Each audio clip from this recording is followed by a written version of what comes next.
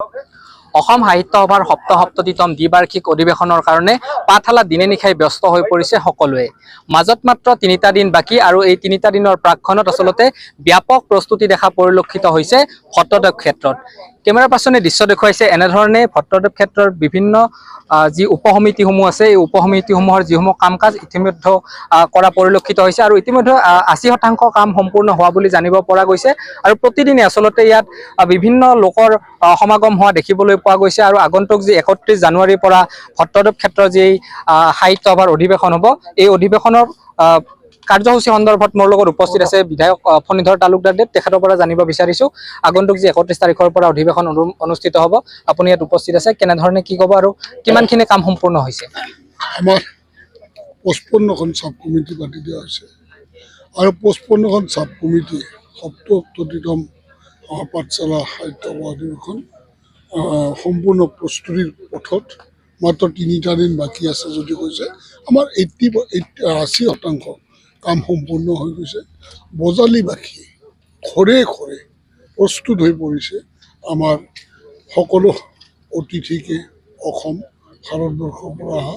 আপ্যায়ন কৰাৰ মানসেৰে আৰু এইবাৰ আমি বজালীবাসীয়ে দেখুৱাই দিবলৈ প্ৰস্তুত হৈছে আমাৰ সংস্কৃতি, আমাৰ কলা, আমাৰ শিক্ষানগৰী যি বজালী উৎকৃষ্ট মানদণ্ডৰ এটা প্ৰতিষ্ঠান বা এখন অঞ্চল, এই আমি দেখুৱাই দিয়াৰ কাৰণে আটাইয়ে ভালকৈ প্ৰস্তুতি লৈছে আৰু খুব মনোযোগেৰে কামখিনি কৰি আছে। হয়, ইয়াত এগৰাকী স্থানীয় সাংবাদিক আছে আৰু তেখেতৰ পৰা জানিব বিচাৰিছোঁ আচলতে যিসমূহ সাংবাদিক ইয়াত উপস্থিত হ'ব তেখেতসকলক কেনেধৰণে আপ্যায়ন কৰা হ'ব আৰু কি ক'ব আচলতে? যিসকল সাংবাদিক আমাৰ স্থানীয় সাংবাদিকৰ বাহিৰে গুৱাহাটী বা ভাৰতবৰ্ষৰ বিভিন্ন প্ৰান্তৰ পৰা যিসকল আমাৰ সতীৰ্থ সাংবাদিক এই স্থানত আমাৰ উপস্থিত হ'ব তেওঁলোকৰ বাবে আমাৰ এখন উপসমিতি আছে, সংবাদ ব্যৱস্থাপনা উপসমিতি। সেই উপসমিতিয়ে তেওঁলোক কোন ক'ত থাকিব, দূৰণিবতীয়া সাংবাদিকসকল ক'ত থাকিব, ওচৰৰ ক'ত থাকিব, কেমেৰামেন টেকনিকেল পাৰ্চন ক'ত থাকিব, এই সকলোবোৰ খুব সুন্দৰভাৱে সুচাৰুৰূপে তেওঁলোকে কৰিছে আৰু মই ভাবোঁ যে কোনো সাংবাদিক থকা খোৱা বা এনেধৰণে যে ইয়াত নিউজ পৰিৱেশন কৰোঁতে কোনো ধৰণৰ সমস্যা হ'ব নালাগে তেনেধৰণে আদৰণি সমিতিয়ে সংবাদ ব্যৱস্থাপনা উপসমিতিখন বনাইছে। প্ৰদৰ্শনী উপসমিতি আচলতে এক বিশেষ গুৰুত্বপূৰ্ণ এইবাৰ ভূমিকা লোৱা পৰিলক্ষিত হৈছে। ৮৭ ফুট দৈৰ্ঘ্যৰ যি জাপি আপোনালোকে নিৰ্মাণ কৰিছে, কি ক'ব, কেনেধৰণে প্ৰস্তুতি আৰম্ভ কৰিছে আৰু জাপিটোক লৈ কি ক'ব? হয়, সপ্তসপ্ততিতম অসম সাহিত্য সভাৰ পাঠশালা অধিৱেশনৰ প্ৰথমে আপোনালোকৰ সংবাদ মাধ্যম যোগে সমগ্ৰ অসমবাসী ৰাইজক আমি আমন্ত্ৰণ জনাইছোঁ আৰু আমি আদৰণি জনাৰ কাৰণে প্ৰস্তুতি চলাই আছোঁ। আমি ৮৭ ফুট উচ্চতাৰ এটি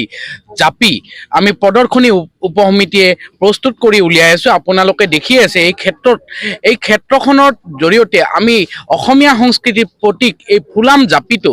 বিশ্বৰ দৰবাৰত প্ৰতিষ্ঠা কৰাৰ উদ্দেশ্য লৈ আমি এই জাপিটো প্ৰস্তুত কৰি উলিয়াইছোঁ আৰু এই জাপিটোৰ আঁৰত এটা আমাৰ কাহিনীও আছে যে ১৯৮৭ চনত পাঠশালাৰ এই ভট্টদেৱ ক্ষেত্ৰতে অসম সাহিত্য সভাৰ